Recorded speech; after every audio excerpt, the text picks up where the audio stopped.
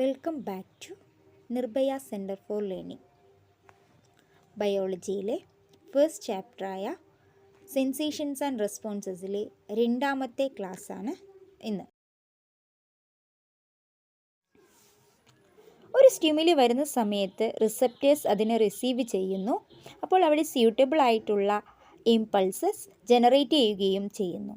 ആ ഇമ്പൾസസ് നെർവ്സിലൂടെ ബ്രെയിനിലോട്ട് പോകുന്നുണ്ട് എന്നുള്ളത് നമ്മൾ കഴിഞ്ഞ ക്ലാസ്സിൽ പഠിച്ചു അല്ലേ.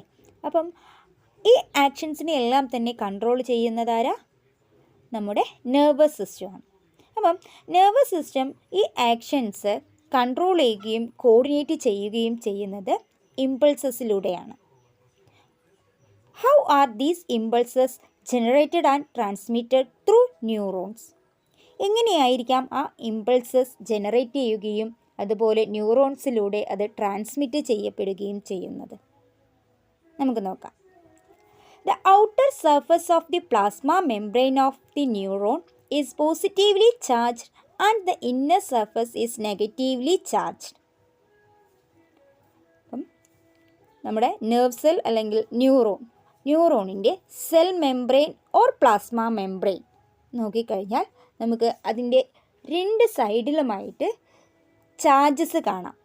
ഔട്ടർ സൈഡിൽ പോസിറ്റീവ് ചാർജും ഇന്നർ സൈഡിൽ നെഗറ്റീവ് ചാർജുമാണ് കാണപ്പെടുന്നത്.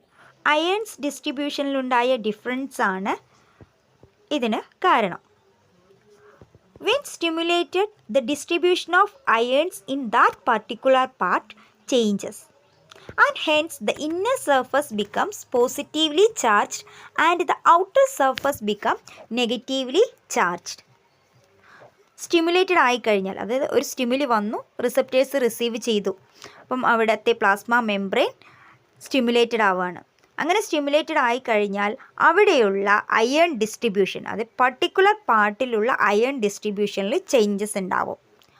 ഔട്ട്സൈഡിലായിട്ടുണ്ടായിരുന്ന പോസിറ്റീവ് ചാർജ് ഇന്നർ സൈഡിലോട്ടും ഇന്നർ സൈഡിലായിട്ടുണ്ടായിരുന്ന നെഗറ്റീവ് ചാർജ് ഔട്ടർ സർഫസിലോട്ടും മൂവ് ചെയ്യും. This momentary charge difference stimulates its adjacent parts and similar changes occur there too. ഇതൊരു മൊമെൻ്ററി ചാർജ് ഡിഫറൻസ് ആണ്, ഒരു ചുരുങ്ങിയ സമയത്തേക്ക് മാത്രമുള്ളൊരു ചാർജ് ഡിഫറൻസ് ആണ്. ദെൻ അത് അഡ്ജസൻറ്റ് പാർട്ടിന് സ്റ്റിമുലേറ്റഡ് ആയിക്കഴിഞ്ഞാൽ ആ ചേഞ്ചസ്, ആ സിമിലർ ആയിട്ടുള്ള ചേഞ്ചസ്, അതായത് ഔട്ടർ സൈഡിലുള്ള പോസിറ്റീവ് ഇന്നർ സൈഡിലോട്ടും ഇന്നർ സൈഡിലുള്ള നെഗറ്റീവ് ചാർജ് ഔട്ടർ സൈഡിലോട്ടും അത് നെക്സ്റ്റ് പാർട്ടിലോട്ട് മാറുന്നു. As this process proceeds impulses get transmitted as electric charges. അപ്പം ഇങ്ങനെ സിമിലർ ആയിട്ടുണ്ടാവുന്ന ഈ ചാർജ് ഡിഫറൻസ് നെക്സ്റ്റ് പാർട്ടിനെ സ്റ്റിമുലേറ്റഡ് ആയി ആ സിമിലർ ആയിട്ടുള്ളൊരു ചാർജ് ഡിഫറൻസ് അവിടെയും ഉണ്ടാകുന്നു. ഈ ഒരു പ്രോസസ്സ് കണ്ടിന്യൂ ചെയ്യുന്നതിലൂടെ ഇമ്പൾസസ് ഇലക്ട്രിക് ചാർജസ് ആയിട്ട് ട്രാൻസ്മിറ്റ് ചെയ്തുകൊണ്ടിരിക്കുന്നു. Nerve impulses are messages transmitted through the neurons. ന്യൂറോൺസിലൂടെ ട്രാൻസ്മിറ്റ് ചെയ്യുന്ന മെസ്സേജസിനെയാണ് നെർവ് ഇമ്പൾസസ് എന്ന് പറയുന്നത്. അപ്പോൾ നമുക്കൊന്നുകൂടെ നോക്കാം. Charges on either sides of the plasma membrane. Plasma മെംബ്രെയിൻ്റെ ഔട്ടർ സർഫസിൽ പോസിറ്റീവ് ചാർജും ഇന്നർ സർഫസിൽ നെഗറ്റീവ് ചാർജും ആണ് കാണപ്പെടുന്നത്. Change in the charges of ions when stimulated. Stimulated ആയിക്കഴിഞ്ഞാൽ അയൺ ചാർജസിലുണ്ടാവുന്ന ചേഞ്ചസ് എന്തൊക്കെയാണെന്നാണ്. അത് ഒരു പർട്ടിക്കുലർ പാർട്ട് സ്റ്റിമുലേറ്റഡ് ആയിക്കഴിഞ്ഞാൽ അവിടെയുള്ള അയൺസിൻ്റെ ഡിസ്ട്രിബ്യൂഷനിലും ചേഞ്ചസ് വരുന്നുണ്ട്. ഇന്നർ സർഫസിലുള്ള നെഗറ്റീവ് ചാർജ് ഔട്ടർ സൈഡിലോട്ടും ഔട്ടർ സൈഡിലുള്ള പോസിറ്റീവ് ചാർജ് ഇന്നർ സൈഡിലോട്ടും വരുന്നു. Then transmission of nerve impulses. അപ്പം ഈ മൊമെൻ്ററി ആയിട്ടുള്ള ചാർജ് ഡിഫറൻസ് അഡ്ജസൻറ്റ് പാർട്ടിനെ സ്റ്റിമുലേറ്റ് ചെയ്യുന്നു, സിമിലർ ആയിട്ടുള്ള ചേഞ്ചസ് അവിടെ ഉണ്ടാകുന്നു.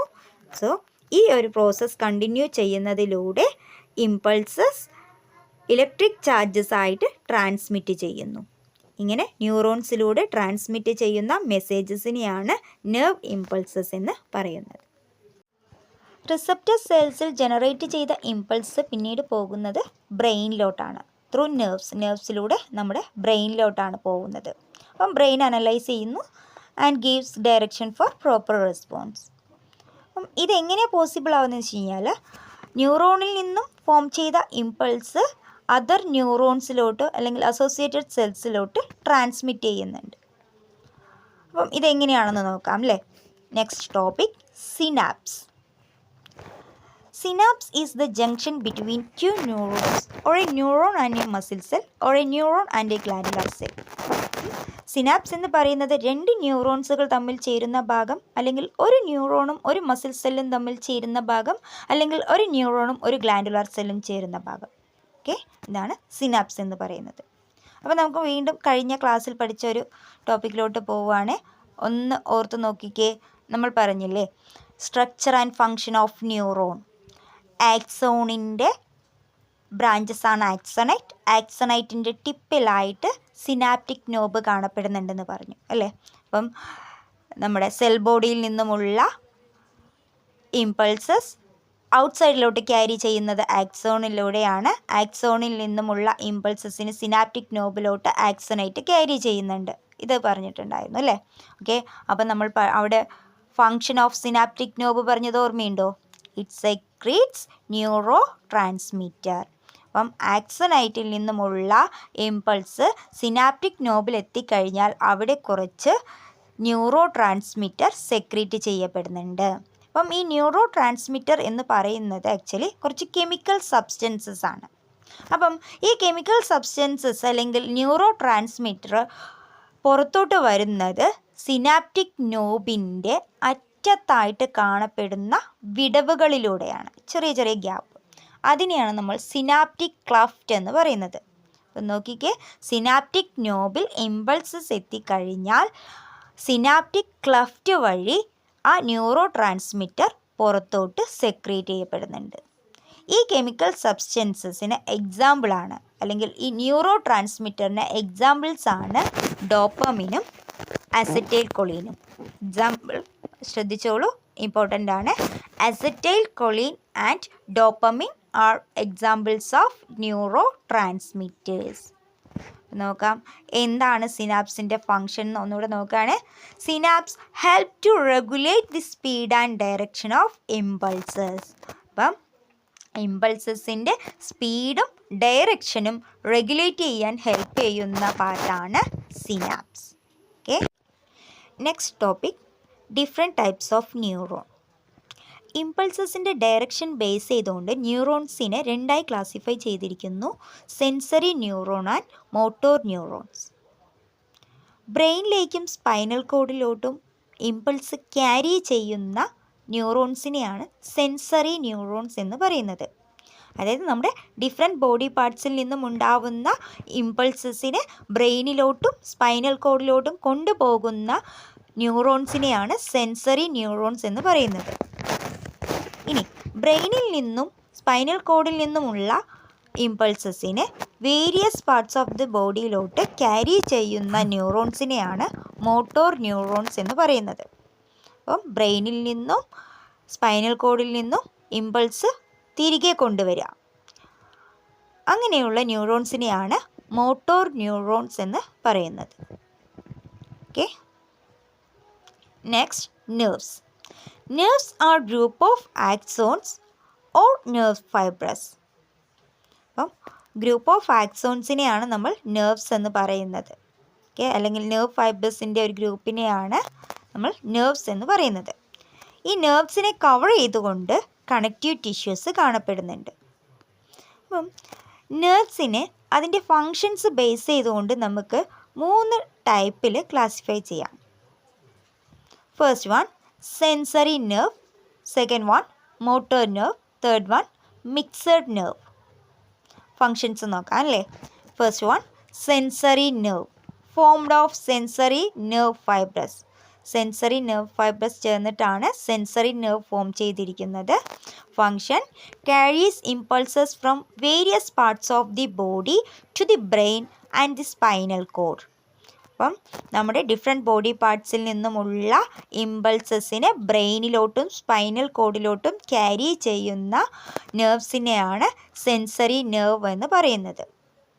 Next motor nerve fibres form ചെയ്തിട്ടാണ് മോട്ടോർ നെർവ് ഫോം ചെയ്തിരിക്കുന്നത്. Okay, it carries impulses from brain and spinal cord to various parts of the body. അപ്പം നമ്മുടെ ബ്രെയിനിൽ നിന്നും സ്പൈനൽ കോഡിൽ നിന്നുമുള്ള ഇമ്പൾസസിന് വേരിയസ് പാർട്സ് ഓഫ് ദി ബോഡിയിലോട്ട് ക്യാരി ചെയ്യുന്ന നെർവ്സ് ആണ് motor nerves. Next mixed nerve formed of sensory nerve fibres and motor nerve fibres. Motor nerve ഫൈബ്രസും സെൻസറി നെർവ് ഫൈബ്രസും കൂടി ചേർന്നിട്ടാണ് മിക്സഡ് നെർവ് ഫോം ചെയ്തിരിക്കുന്നത്. ഇതിൻ്റെ function carries impulses to and from the brain and spinal cord. അപ്പം നമ്മൾ already പറഞ്ഞു mixed ആണത് അല്ലേ, അതായത് സെൻസറി നെർവും മോട്ടോർ നെർവും ചേർന്നിട്ടുള്ളതാണ് മിക്സഡ് നെർവ്. അപ്പോൾ രണ്ടിൻ്റെയും ഫങ്ഷൻ എവിടെയുണ്ട്, അതായത് ബ്രെയിനിലോട്ടും സ്പൈനൽ കോഡിലോട്ടും ഇമ്പൾസ് ടു ആൻഡ് ഫ്രം ആണ്, കൊണ്ടുപോവാനും തിരികെ കൊണ്ടുവരാനും സഹായിക്കുന്നുണ്ട്. സോ മിക്സഡ് നെർവിൻ്റെ function carries impulses to and from the brain and the spinal code.